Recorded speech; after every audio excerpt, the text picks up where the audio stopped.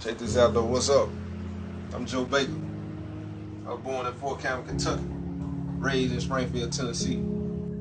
It's early in the morning, breakfast time. It's about 7:30. They call it breakfast. If you ain't up for breakfast around 7:30, you gonna miss it. So if you ain't got commissary, you will be home. See my back window, I got it covered up. I'm gonna show you outside. See that fence? This is real.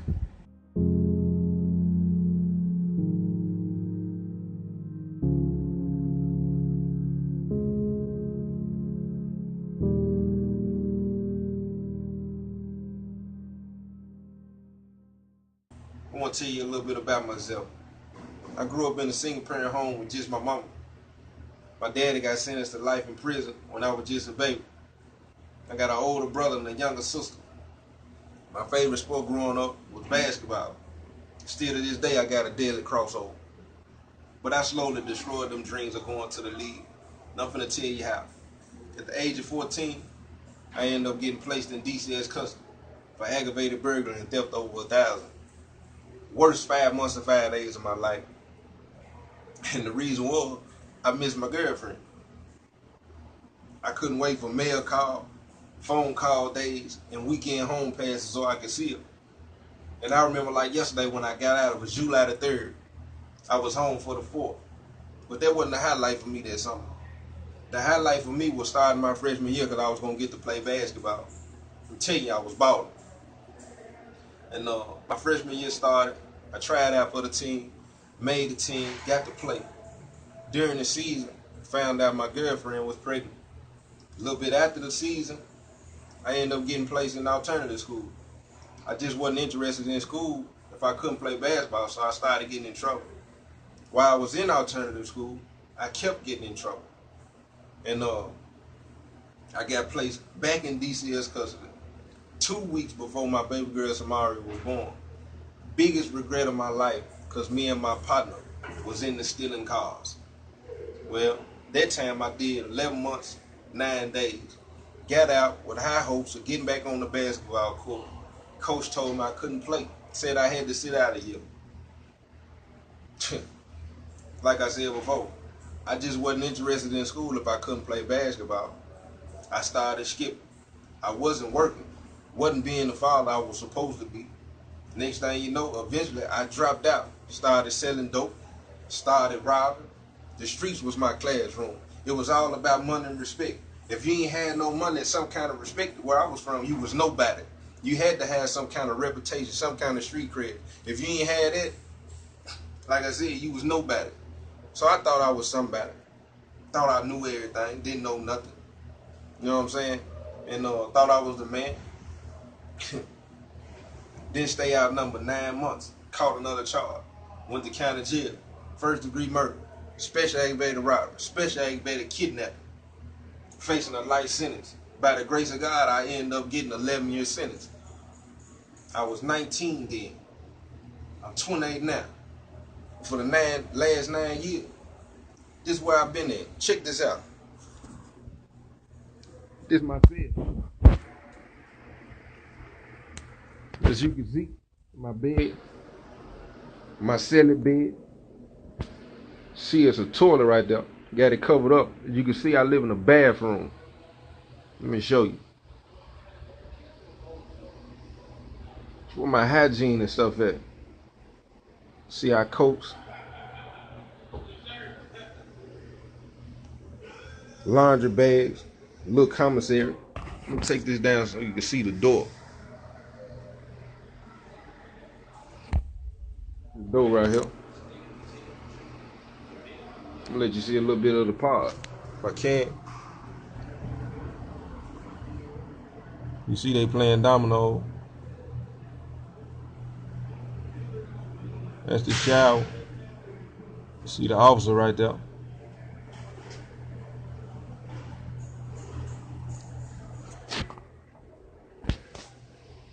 I know you see that keyboard. That's the prison. Only way you can get that is if you've been out of trouble for a while. Can't have no write-up. See my back window, I got it covered up. I'm gonna show you outside. See that fence? This is real. That's where I'm at. This ain't a drill. This serious right here. This ain't jewelry. See, I got a TV. It's cable.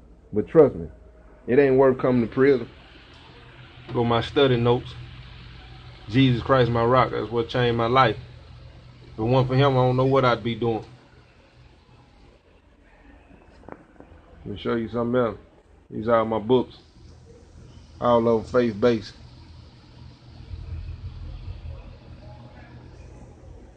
This is the book I wrote myself. The Life, Sunday to Sunday. Let me show you something else. This the time sheet right here. They get these out every month. Show you a good time and stuff. How much time you done did when your time expired. This right here, a withdrawal form. This how you send money home. It's a visitation form. God forbid you don't never have to use none of this. This is my shelf. See, I gotta have my clothes folded up a certain way. My cellar shelf. Like I said, I've been here the last 9 years, man. I ain't been able to see my mama. I ain't seen my daughter. She 13 now. I basically watched her grow up through pictures. I'll show you a couple pictures of her, man. Show you how I watched her grow up through pictures, man. It's my baby right there, man. You see, she was little right there. Had to watch her grow up through pictures, homie. You don't want to do that.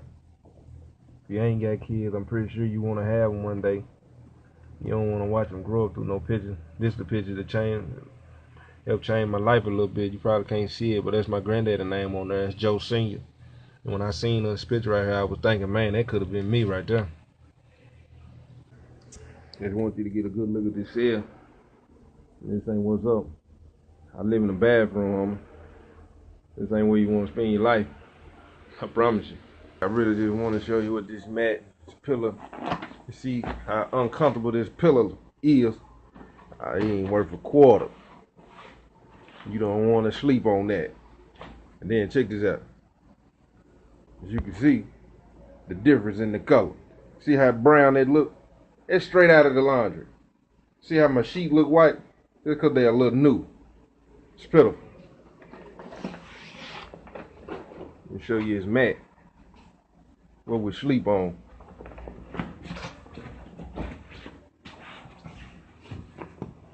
It ain't worth a quarter neither. Strip this all the way down for you so you can really get a look at it. You don't want to be sleeping on that.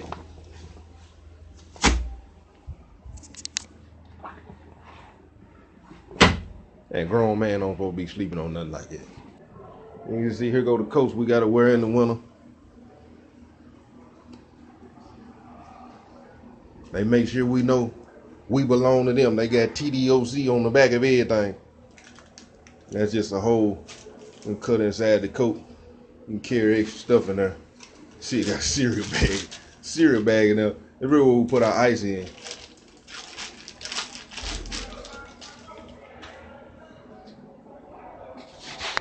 You see, they got the TDOC all the way down. You don't want to have to wear them. I'm going to show you one more time. As you can see, we really live in the bathroom. Sometimes when we lock down, if they got an institutional lockdown, if my celly got to be in here when I got to use the bathroom, I got to be in here when he got to use the bathroom. It's awful, man.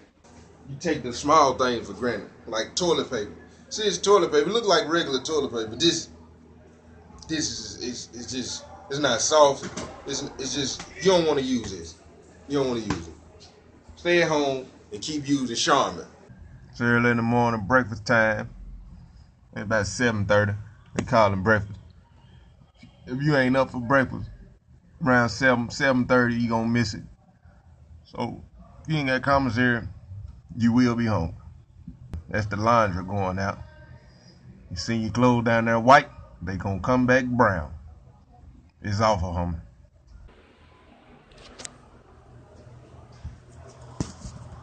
That's it, man. I've been here for the last 9 years.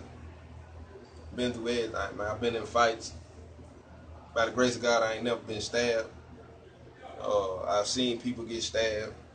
Seen people kill themselves. Been in maximum security. Maximum security, what you do, it's really 23 and 1. You sit in the cell 23 hours a day. Get out 1 hour. You take 3 showers a week, Monday, Wednesday, and Friday.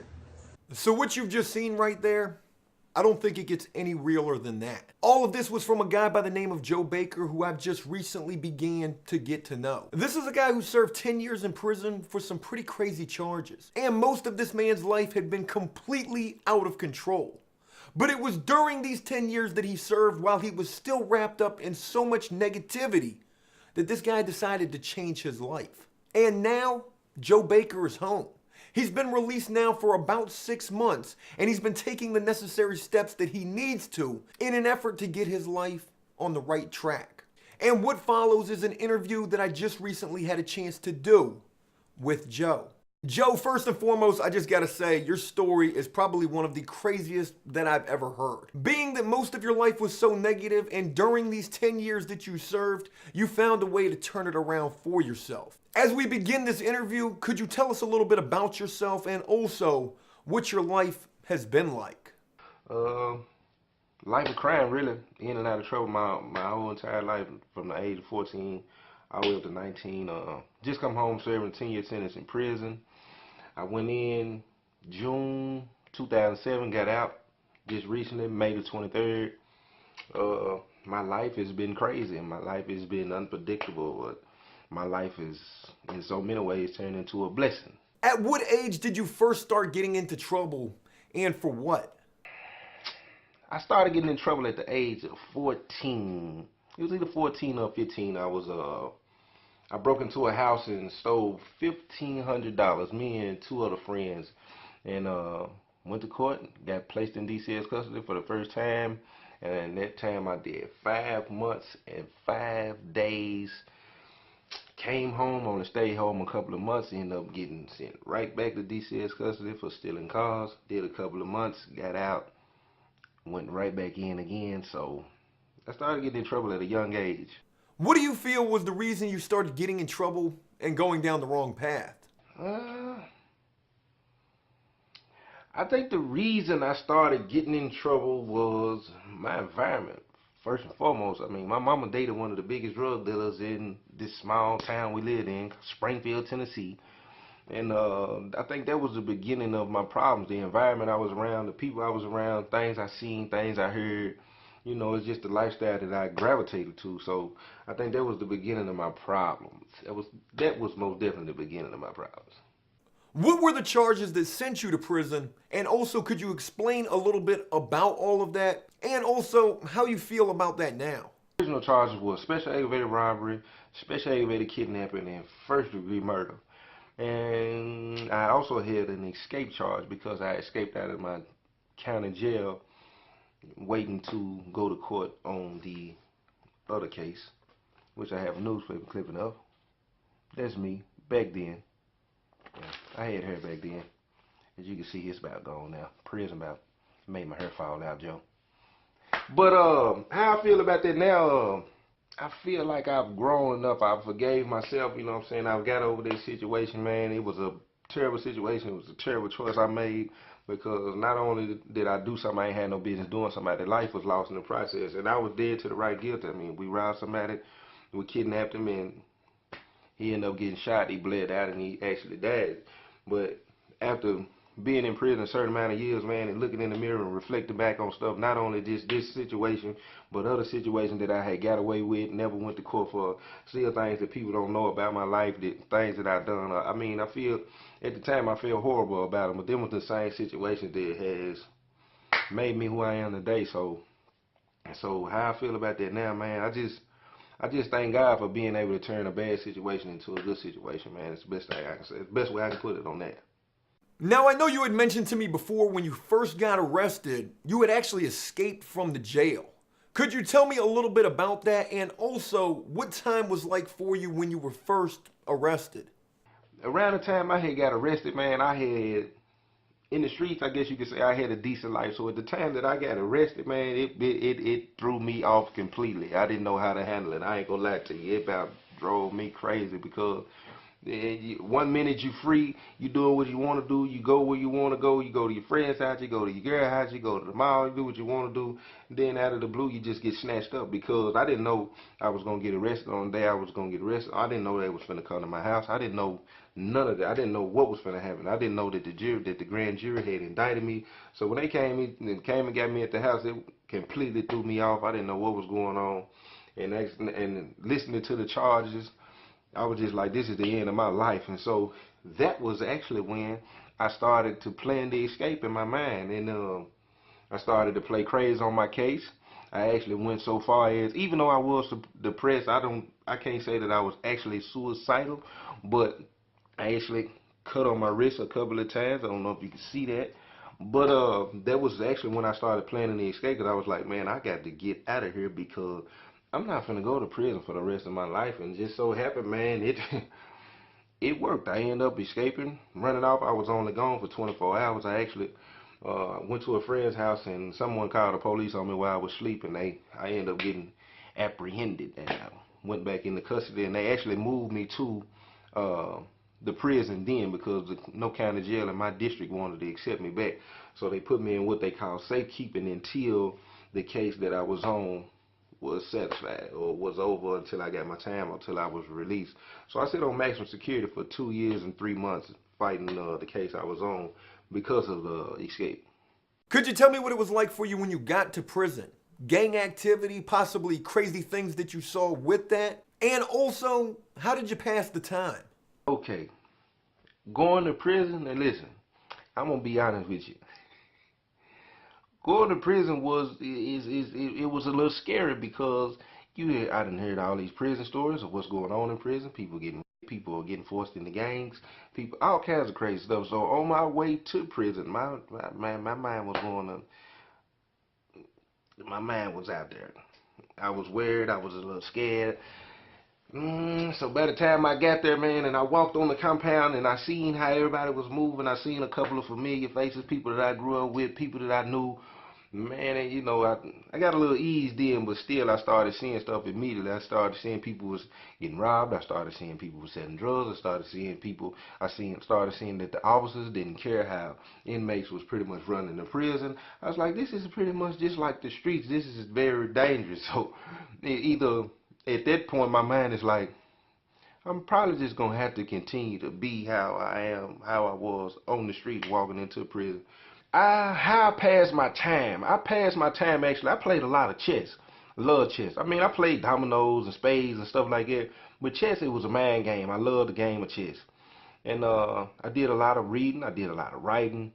I actually did I actually went to school for business management. I went to a correspondence college class. I took that for a couple of years, and then I got my GED while I was there. Of course, I went ahead and took advantage of that opportunity. As far as trades and stuff like that, I went through a bunch of different trades. I tried HVAC, didn't like it. Tried carpentry, didn't like it. Didn't like all the sawdust in my nose, stuff like that. Then I finally ran into something I felt like I enjoyed doing, that I was good at. I pretty much was natural with that thing, boy chopping. I went to barber school, and I went to barber school at West Tennessee, and I took that for about 6 or 7 months. I didn't get to complete it, but I plan on finishing that now. But that's pretty much how I spent my time. And I didn't deal with a lot of people in prison. I didn't associate myself with a lot of people other than the people that I was affiliated with at the time, because I was in a gang. I was gangster disciple at one point in time for a certain amount of years in prison, and then I got out of that. Let's talk about your father a little bit. This is somebody who received a life sentence and who you never knew. In fact, you were basically meeting this man for the first time while in prison. And wasn't there also a time when the two of you actually shared a cell? My father, Joe, man, my father, as a kid, we went to see my dad in prison and stuff, but it really wasn't no like relationship like I knew him. Like I didn't really just get to know my dad and stuff like that. So when I came to prison, I actually the first prison I came to, actually my daddy was there, but he had got in some trouble right before I got there. So they moved him like maybe 2 weeks after I got there. And the prison he went to, he actually had talked to the warden and told the warden, about his situation. He had been gone my entire life. I'm 20, like I said, I'm 29 years old. My dad had been gone 28 years. It's got to be somewhere up in there. And the warden so happened to just let me get moved to the prison where he was at, which is in Northeast Tennessee. I got moved up there. The unit I was in wasn't the unit where my daddy was in. He ended up talking to somebody, the unit manager or whoever, the coordinator. They ended up moving me to the unit where my daddy was and put me in the same cell with him. And I got to be honest, that was probably the craziest experience I've ever had in my life, because I got to get around somebody that that I wanted to know, somebody that I didn't know, somebody that I had heard a lot about. I got to learn a whole lot of things about myself just watching my daddy sometimes, saying, how he moved and how he talked, how he treated people. I was like, man, that's where I got that from. So it was crazy, but it was bitter and sweet, because I got to get a lot of stuff off my chest, a lot of stuff, a lot of resentment that I had, a lot of stuff that I had built up in me. So them times came where me and him, we had to hash it out. We had to have our words. I had to let him know, man, look, man, you been gone all my life. You been gone. You owe me. And he used to tell me all the time, I don't owe you nothing. But it was a great experience for me, because it was really, I think that was a part of my experience as far as being in prison. I think that pretty much almost brought me whole. So that was a crazy experience, but it was a good experience at the same time, man. My daddy got to learn a lot about me, a lot about the things I grew up, how I grew up, things I went through. I got to learn a lot about him, things that he went through in prison, just his whole journey period, man. And it brought us closer. It brought us closer, man. That's my guy. Love, Pops. It's pretty safe to say that you were getting in a lot of trouble before prison and also while in prison. What would actually happen that would cause you to want to change your life for the better? How I end up making the change, man, was my daddy ended up getting moved to a different prison. They ended up separating us. They moved him to a prison in Nashville. They moved me to a prison in West Tennessee, close to Memphis, called West High. And when they moved me to this prison, I had an uncle there who was a big gang member too. He was Fat Deuce Who Crip, Christopher Williams, man. They used to call him Toon. Love you to death, Hump. Hope you get to see this interview. He's serving a 75-year sentence right now. 75-year, 3 consecutive 25-year sentences, actually. And when I got to the prison where he was at, I had been hearing about this change that he had changed his life, gave his life to Jesus. He wasn't cripping no more. He wasn't doing none of the stuff he was doing no more. And I used to send drugs to my uncle in prison. I used to send him dope all the time. So to hear that he had changed his life was big, man. So when I got there and got around him, I actually got to see change like real for real, like for the first time. Even though he was in prison, even though the situation we was in, under the circumstance we was in, I actually got to see a man not only living right, but actually living out the Bible to the best of his ability. You know what I'm saying? Like I said, Unc wasn't perfect, but this was the first time I actually got to see somebody like living right, talking to people, treating people right, no hidden motives, no hidden agendas, not getting over on nobody, not being manipulative, none of that. I'm talking about this straight up, straight cut dude, up and down. And at the time I got around him and seen this, I'm like, this is a person who lived the kind of life I've lived. This is the caliber person, the same as me. Robbed people, shot people, been and sold dope to people, got over on his friends, got over on his own family members. And I'm looking at him, I'm like, man, he got so much peace, he got so much joy. I'm like, whatever he got is real, and I want it. And what he had was Jesus Christ. But the thing was, I was like, I really didn't know. They call it religion, but I don't know nothing about faith. I don't know nothing about believing. I don't know nothing about the Bible. Matter of fact, I had never even had somebody pray for me. So even watching him and knowing what he had, it was like, I don't know how to get that neither. I don't know how to do that neither. So watching him was the beginning of my transformation. And how would you go about doing just that? Yeah, I was getting in a whole lot of trouble, man. Before I went to prison, like I said, it was due to my environment, type of lifestyle that I chose. And by the time I got to prison, like I said, the prison environment was pretty much the same, if not worse. So I pretty much stuck to what I knew. And after looking in the mirror at myself a couple times, looking at what I was charged with, not only that, looking at things that I had done that didn't, like I said, didn't nobody know, being in the cell with my daddy, One night I had got up, man, being in the cell. My dad, I went to use the bathroom.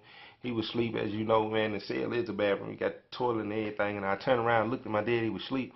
I was like, man, at this point, I'm like, man, look, this is crazy, man. This is wrong. This ain't right, man. Something got to change. And at that time, me and my dad were hustling and everything. So I'm like, man, I'm tired of living like this. You know, I've tried everything. You know what I'm saying? I've done everything, and it just seemed like it's just not working. It's just like they say the definition of insanity is doing the same thing over and over and expecting different results. And that's what it seemed like with my life. Every time I done something, I got locked up. I get out and thinking I got smarter or got a little slicker. Got out, tried the same thing, got locked up again. Going from prison to prison, thinking, oh, I'm going to hustle different this time. I'm going to do this different this time. Guess what? Get moved to another prison. It was just at the point where I was like, man, ain't none of this working. And I was just ready to change my life. I was ready to change my life, but at the time I didn't know how to change my life. And then on top of that, I had never seen nobody who was living a changed life. Didn't have those kind of examples, those kind of role models around me. So at that time, even though I was going through a struggle within my mind, I was still wondering how do I even change? How does that even happen? Is it even possible? Is it even real? Because I had never even seen it. I don't even know what it looked like. Now, Joe, we first got in contact through Facebook, and it was there where I was seeing these videos that you had shot while in prison with a cell phone that I'm pretty sure you weren't supposed to have. Even though you were shooting really positive videos with that phone, can we talk a little bit about that? Were you ever scared of getting caught with that phone, or did you ever come close to getting caught with it? Yeah, about that video on Facebook I posted of me in prison, man. That was probably I probably had about 90 to 100 days or something. I only had a couple of months left at the time I started doing it, and I had already made the change in my life, and I was like, man, you know what? People need to see this. People need to not only see what's going on in prison, but they need to see, you know what I'm saying, how we live, how we living in here, you know what I'm saying, what it can do. You know what I'm saying? They snatch away all your rights, they snatch away all your privileges, all this. You need to know that you can't go out of your door when you want to go out your door. You can't go to the refrigerator and eat what you want to eat. You know what I'm saying? You got to live in the cell with somebody you don't know. You need to see that it's a bathroom inside of your cell. You know, it's unsanitary. You need to be able to, I wanted people to see, you know, even though people commit crime and do wrong, you know, in a situation like that, when you get put in prison, man, it's like they treat you like an animal, man. And I want people to see what the inside of the prison actually look like, because I wanted, hopefully, God willing, it would prevent somebody from actually going there by seeing like the inside of it and actually what it's like to be there. And there was and yeah, about the cell phone, Joe, about the cell phone. Yeah, I was a little wary, but you know how once you get close to your time and it ain't nothing they can do to you, I was like, man, you know, I'm gonna take the risk, man. Hopefully for the greater good. If they catch me with the phone, so be it. You know, even though it wasn't mine, I was just only using it at the time, and I ain't saying that's right. If you listen to this youngster, don't be thinking it's cool to be using no phone in prison, because it's not. I just in my mind, I was thinking, man, I can use this, man, to hopefully bring some good out of it, expose some stuff that's going on in prison, expose how we got to live in prison, and also how hard it is to actually change in prison. A lot of people think, you go to prison and you get soft and you go through a situation and now you don't want to live like it. Man, sometimes that ain't the case. Sometimes people just get tired, and I just so happened to be one of them dudes who got tired. And yeah, of course I was scared about getting caught with the phone. But even though at that moment they couldn't take the time from me, I figured, man, I'm gonna take the risk for the greater good. You know what I'm saying?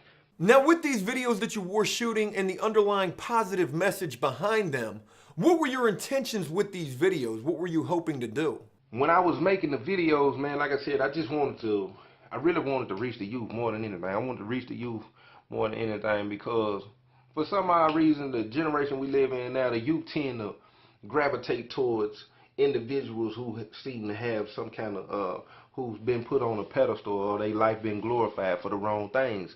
So when you talking about individuals who have done stuff that these youngsters look up to, like they some kind of superheroes or something. You done shot people, you done robbed people, and do generation we live in now, they look at you like you somebody. So I was thinking to myself, okay, I'm gonna expose myself and show, you know what I'm saying, as many youngsters I can that I was living a certain type, and it was wrong. it was wrong and they put me in here. You don't want to come in here. You don't want to glorify this type of individual. You don't want to glorify that type of lifestyle because it ain't cool, because this is where it's going to put you. It's going to take you away from your family. It's going to take you away from your friends. It's going to take all your rights. It's going to pretty much take your entire life. And if you ain't strong enough, it'll take your mind. It'll take your mind. Now, with all of that, is there something more that you're hoping to do now? Possibly be a motivational speaker, maybe talk to the youth? The one thing I want to achieve more than anything, man, is to reach the youth. I want to speak to the youth. I want to speak to every individual who done been through what I went through, who going through what I went through.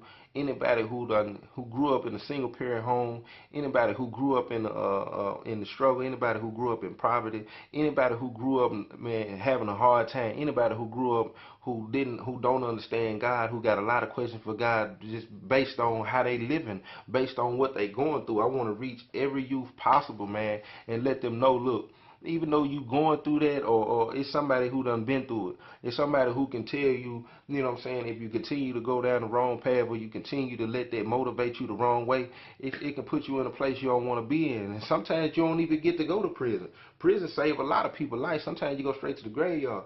And I actually want to reach the youth, man. I want to reach the youth because that's where we got to start at. The youth, a lot of older people pretty much already got their mind made up, but as individuals, especially as a brother in Christ, man, a man of God, we can reach the youth, man, and we can start to get them the word and help them go ahead and start transferring, renewing their mind right now, man. We can turn this world into a better place, man. So if it's anything I could achieve, man, I want to talk. I want to go anywhere I could go. I don't care if it's across the country. I don't care if it's across overseas. I don't care where it's at. If I can go and I can speak, if I could give somebody life, if I can give somebody some hope based on my story, man, that's what I want to do. Joe, let's talk a little bit about the books that you wrote while locked up. Could you tell me a little bit about that, and also how people could go about getting a copy for themselves? Most definitely, Joe. The book, The Life Sunday, which is the first one. Second one, The Life Sunday, the Sunday Growing in Christ. And where they can get it, man, I was going through Amazon, but I quit using Amazon. Didn't like Amazon at all. So really now, man, if you could just email me on the email that I gave you, thelifeministries10@gmail.com. Send me an email about purchasing the book, and I'll get the book to you. I'll mail it. We'll arrange the payment on PayPal. But how the book came along, I actually ended up writing the book. I had just got denied my third time at parole, man. At this time, I had been going to church. I had been praying. I had been helping people, you know, doing everything you feel like you got to do to earn something from God. And I went over that third time at parole, and them folks said, denied, exceed the balance, meaning do the rest of your sentence. It's like, man, on that way back, it was the longest walk ever, probably. And at the time, I started questioning God. I started questioning everything. Not only that, I'm going to church. A lot of these people homosexual. A lot of these folks only using the church because they scared. They don't know how to do their time in prison. They running and hiding. So at this time, I'm starting to question everything. And I was really ready to go back into the life I was living. I was ready to go back to hustling. I was ready to go back to living how, you know, doing what I'm used to. And after I got to my cell, man, after about 3 days of sitting in the cell depressed, thinking, dang, I got about 2 more years to do, man, my cellie finally asked me, what you gonna do? I said, man, I'm gonna write a book, man. I'm gonna write a book.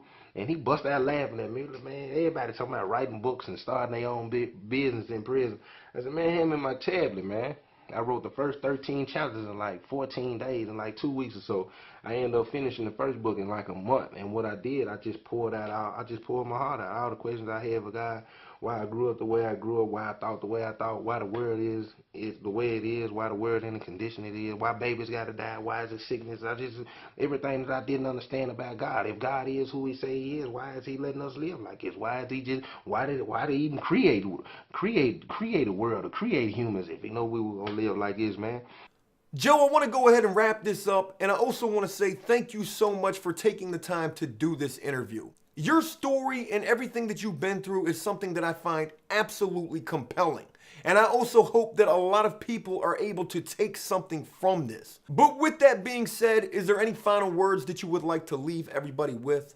The one thing I want people to take away from my story, Joe, is, man, I'm going to say it like this.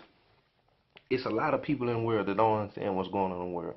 It's a lot of people that's going through a lot of pain. A lot of people in a lot of broken relationships. A lot of people addicted to stuff. A lot of people addicted to alcohol. A lot of people addicted to pills. A lot of people addicted to all kinds of stuff. A lot of people don't know whether they coming or going. And if it was one thing I could say, man, I was once upon a time one of them people. You know what I'm saying? They didn't know what I wanted to do. They didn't know where I wanted to go. And then done everything you can think of. And the one thing that I hadn't tried was God. One thing I hadn't tried to do is open up that Bible and read that Bible and actually try to live it. A lot of people open up the Bible and read the Bible and ain't trying to live it, and that's why they get so caught up in religion. I said, man, if I'm going to do this, I'm going to do it. If I'm going to do it, I'm going to do it right. A lot of people do it and they ain't doing it right. And when I started reading that Bible, when I opened up that Bible and started reading about Jesus Christ, man, that's what changed my life. So if there's one thing I want people to take away from this video, it is, man, Jesus Christ can change your life. And I've seen it all and done it all, man. I started getting locked up at the age of 14 or 15, in and out of group homes. You know, I done robbed folks and shot folks, and done everything you think of. Just done 10 years in prison. I have to say, I got the most peace that I've ever had in my life. I got the most joy I've ever had in my life. And I wouldn't change this for nothing. I wouldn't go back to the lifestyle that I was once living for nothing. I can't say that I don't think about it. I can't say that I ain't saying that I'm perfect. I ain't saying that I still don't do a lot of some things that I don't have no business doing. But for the most part, I know for a fact that I'm not the individual that I used to be. And I know it's only one way that can happen. And that's the King, Jesus. So that's the one thing I want to leave with everybody, man. And it ain't easy. It ain't easy. I got to give them that too.